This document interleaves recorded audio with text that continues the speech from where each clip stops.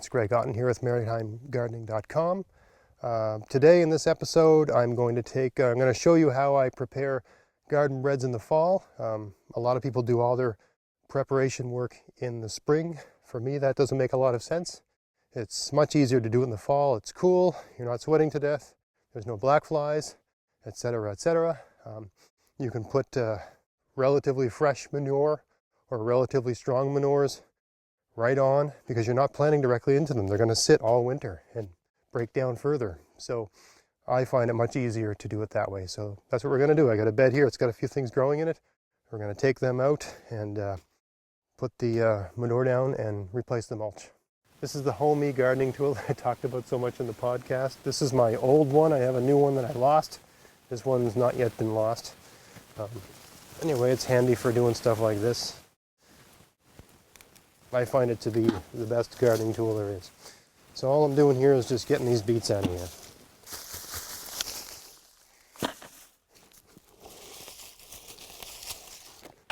So for those that can tell, I practice a form of gardening, that's nice, called woodchip gardening. And most proponents of woodchip gardening would argue that you should just add, right? Permaculture gardeners say, just add. Nature only adds, so you should only add. And in principle, I agree with that. So you're asking me, well, Greg, why are you raking the wood chips off your garden?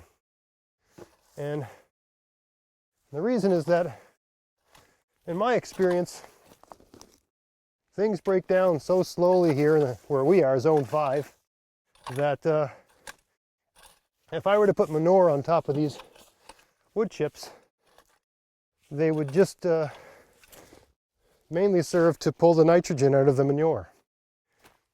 And I don't want that. I want my cover to be a cover. So what I do, and it only takes a few minutes, is I like to pull the mulch off the garden, put the manure down, and put the mulch back on. Yeah, it's a bit of a pain, but it's not backbreaking, you know. It takes a few minutes per bed. The soil here is pretty loose, so I don't think it's necessary to till it. I mean, if you can get it down to your wrist, you've got nice loose soil. And I practice no-till gardening, so there's really no point to till this. It doesn't need to be tilled. So I'm just going to throw manure on top of this, and I'll let the worms and all the life in the soil redistribute the nutrients from the manure over the course of the winter. You know, the rain's going to push all that down in, and it'll all just take care of itself without my work. So no rototillers needed, none of that needed. This got rained on, so there's a bit of water in it. I'm not quite sure how this is going to go. But I'll just put about an inch of this. I find a rake makes a pretty good hoe. It turned upside down. This is a little bit clumpy, but it's mainly because it got rained on. This is normally I use horse manure, but this year I found a good source of sheep manure. So if you were doing this in April, you'd have to till it in because it'd be too strong nutrient-wise. But if you're doing it this time of year, it's gonna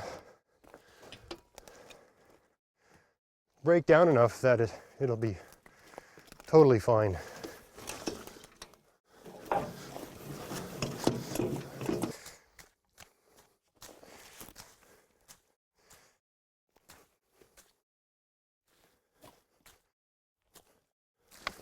Don't have to be too fussy. That's the beauty of doing this way ahead of season. Beauty of doing this in the fall. The rain and the snow and the winter and the freezing and the thawing. It'll all just sort itself out. You think of this as a lawn tool, but I find a fan rake does a great job of, almost like a broom, but it does a great job of smoothing out manure.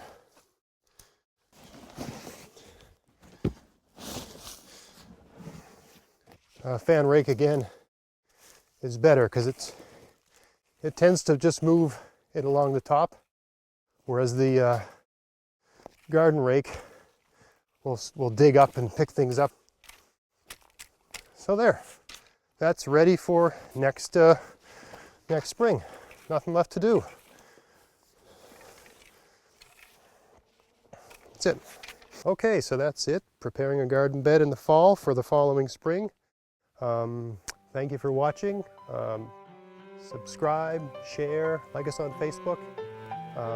If you like this episode, check out our podcast at maritimegardening.com.